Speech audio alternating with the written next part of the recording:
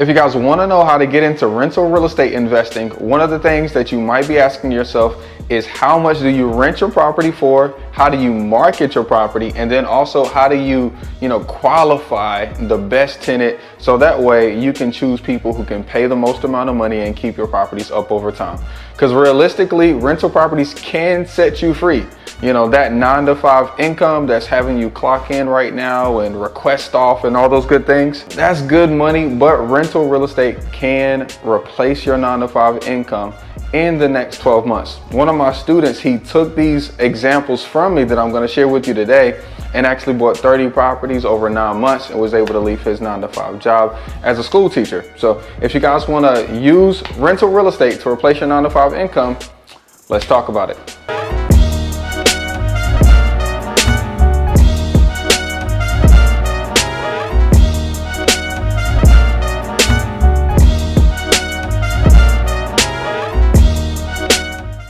What's up guys, it's your boy Sawan Belcher here on the This Is Me Taking Action YouTube channel. Here we talk about real estate investing and how to make as much money as possible during a 30-day period of time so you can cherry pick the very best houses for yourself. Now here today we're actually in one of the houses that I cherry picked. So if you guys don't know, as a real estate investor, what we do is hunt for houses. All we do is buy. Okay, we buy using marketing strategies, going to sellers that don't have their properties listed already. We go to realtors and convince them of working with us investors because we're consistently buying so they can get paid more.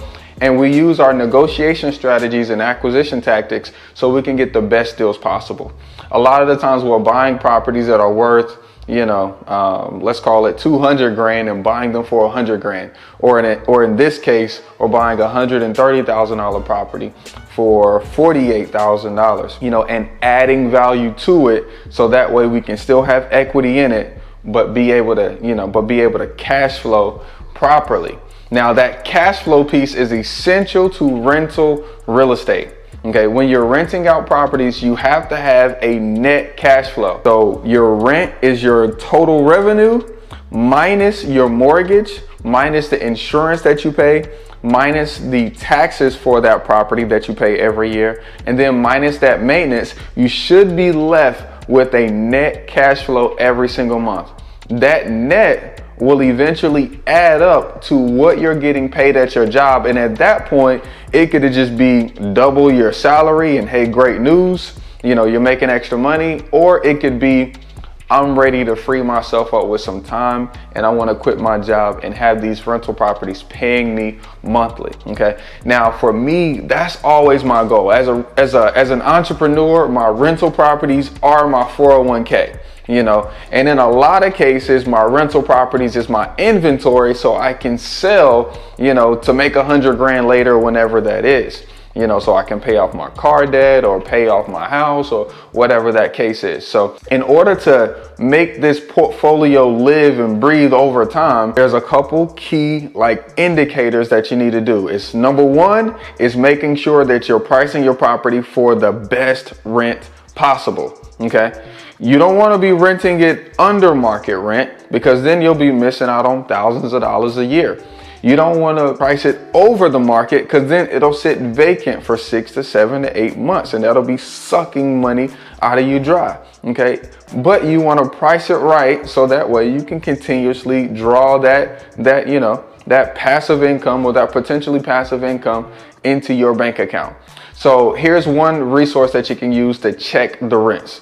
Number one is you can go on online, websites and platforms. Now this works fairly decent, especially when you're just analyzing a deal before you're about to buy it. This is a quick resource for you. So I like going on Zillow and you can put in the address and it'll tell you what the potential rent is, or you can get a little bit more accurate data at rentometer.com. I like them because you can put in the beds and baths, the address, and it'll give you a 2-mile radius of houses that are up for rent right now or houses that have been rented on the MLS. So it's MLS realtor data. I like that. And it gives you 4 breakdowns. It gives you the 25%, average, here's what the lower portion is. Here's what most people are. Here's the medium price. And then there's the high price. Because sometimes, you know, you will want to overdo some flooring and paint and appliances and things in your, you know, you've already done that. So you want to get that high. Or sometimes you might not have enough, you know, money right now to do all the things. So you just keep some cabinets like we did here and put some handles on them. So you want to be in another range. So I really like Rentometer for figuring out where it needs to be. But the ultimate way to get the best rents, to figure out where you're going to be rent wise, is just to call wise counsel. Call a property manager. You know, call a property manager who's managing 500 doors, 1,000 doors. Ask them, hey, do you have a property that you're currently leasing within a 2-mile radius of this? What is it rented for? If I gave you a property to manage for me, you know, at this address with these 2 bedrooms, you know, what do you think you could get it for? And getting that expert advice from property managers who are actively marketing property right now, who are actively managing property right now, will honestly be the best form of what you can actually get for rent in that area. Secondly, is how do you market your property? Whether I've been, you know, managing my property myself, or whether I have a property manager managing my property, I've always marketed my properties myself. Okay. Now, I don't know if the property manager likes it or not, but what property managers do is when they go to list your property for rent, they'll do like a pre-inspection, and then there's a fee for that. They'll take pictures of the property and put it up on their website. There's a fee for that. And then they'll market your property and show it to different people. And there's fees with an S for that. And once they have a tenant, you know, that first month's rent, typically they're taking more than just their standard commission. You know, more than just their 7.5 is what I pay.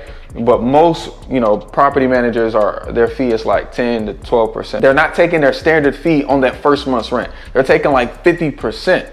And so all of those fees just to get a tenant kills the game. And so for me, I typically like to market my properties, whether, like I said, whether I'm the property manager or whether I have one, I like to market them. And so here's how I market them. So I like to use the Section 8, you know, global website, and that is socialserve.com. I honestly, I think they recently got bought out by another company. Yeah, that Social Serve just got bought out by myhousesearch.com. So if you go to myhousesearch.com, if you're a landlord and you want to get a Section 8, you know, you want to get a Section 8 tenant, these government assistance programs, they tell people to go and, you know, find landlords who take Section 8 on myhousesearch.com. Also, like putting it up on Zillow. Zillow, to list your rental, it used to be free, but now it's $10. And I think that lasts for 90 days. It gives you a plethora of opportunity right there. A plethora of opportunity on Zillow. And one thing I like about listing on Zillow, number one, is only $10. But number two, they list on Zillow, they list on HotPads, they list on apartments.com, and I forget that last one, but simultaneously, they take all the pictures that you upload, they take your description, and they post it on 4 different websites for you without you having to do anything extra. It's all included in that $10, and that gets you maximum exposure. Now, I also love Zillow because they do have an application form on there. We'll talk about that in just a second, but I don't use their application there. I use a different tool. We'll get to that. Now, speaking of pictures real quick, when you're marketing your property, you need some great pictures. Okay, this is just like Airbnb. People are making their decisions whether they want to rent from you or not, okay, based off of the pictures. You know, based off of the pictures, you're attracting the tenant that you want or don't want. You know, so will your iPhone pictures work? Maybe, but you're gonna have to practice. Okay.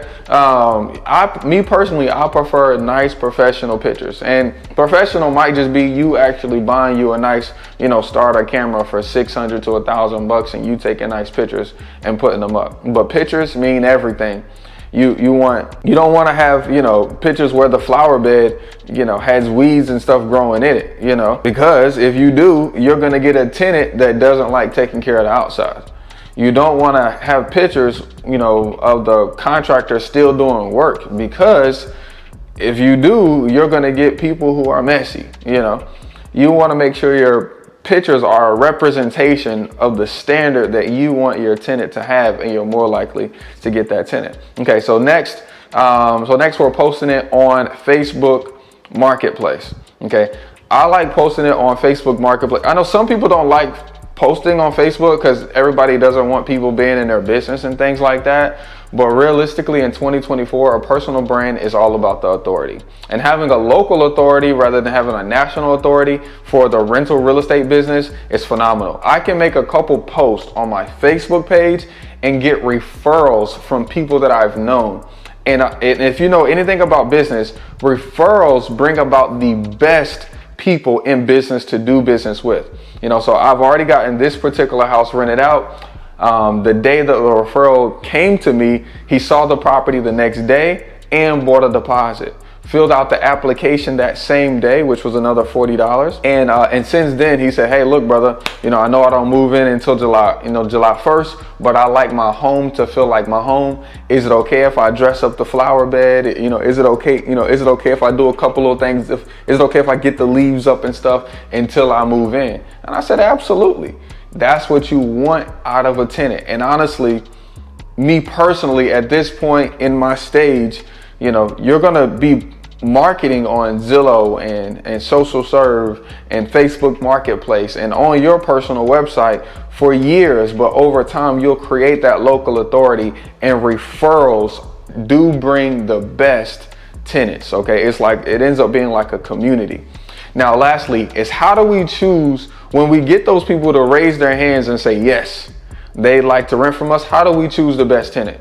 Okay. Now, there are fair housing laws. Okay. There are fair housing laws out there. So you do have to consider these fair housing laws, that everybody has an equal opportunity to rent from you. So I will say, set a standard. Okay. Every rental, company, that have the property for rent, has to set a standard and follow that to the T.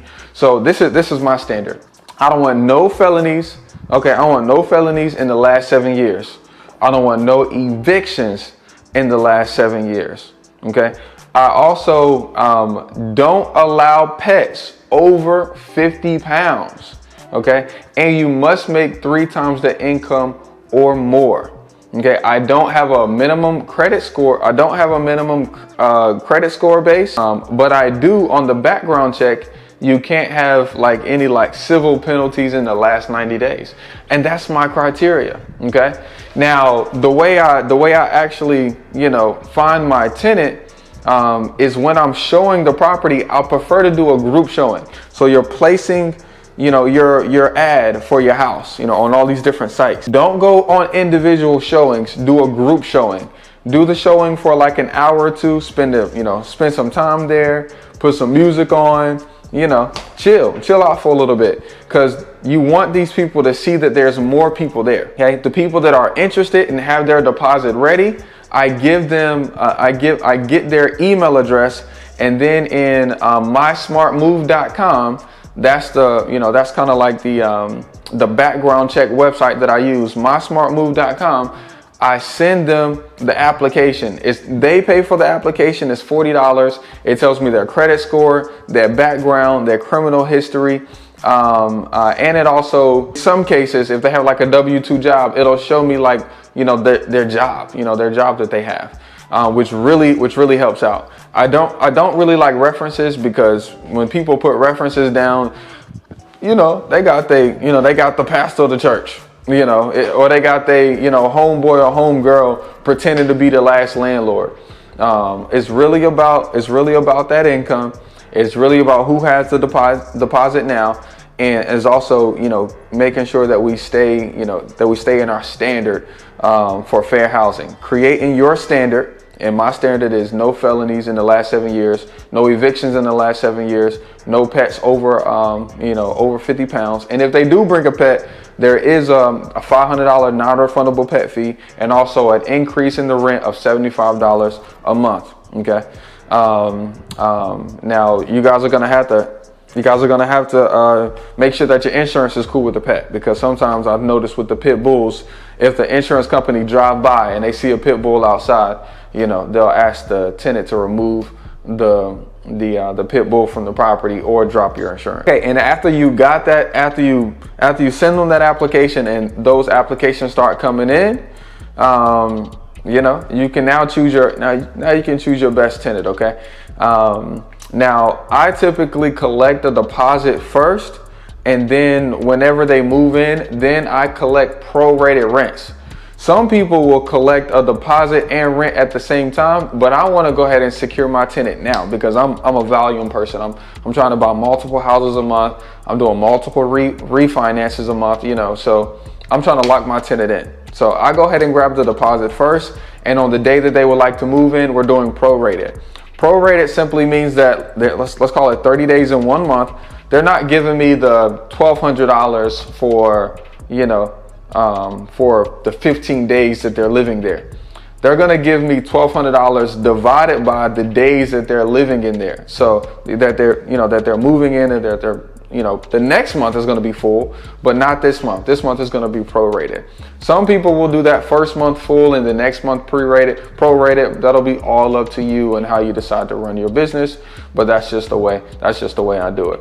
Okay, now I do actually do like a 1 year, you know, inspection, and my inspections are light and chill. I come over every year and I say, hey, Merry Christmas, Happy New Year, and I just come over and check the property out. You know, if they're dirty, I'll kind of give them like a little warning and increase that rent.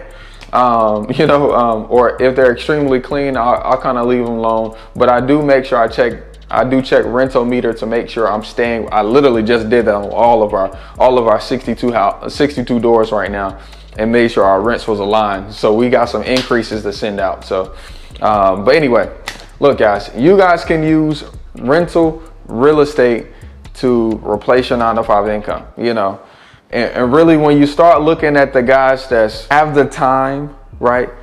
They have the income, you know, and they need the tax breaks. Rental real estate does it. When you put that rental property in your business name, you're able to, on your taxes, you're now able to move in as a real estate investor. And real estate investors, real estate professionals have some of the best tax breaks there are in any business. I mean, you go to most successful, I don't care if they doctors, surgeons, you know, builders or whatever, tech guys, you know, they're putting rental property in their business name so they can get those tax benefits. So if you guys want to, you know, get into that particular class of people where you have your time back, where you're able to give back to your church, where you're able to, you know, make experiences for your family, I suggest that you learn this kind of stuff. So go ahead and like and subscribe so videos like this can pop up in your feed more, and I'll see you guys on the next one. Peace, y'all.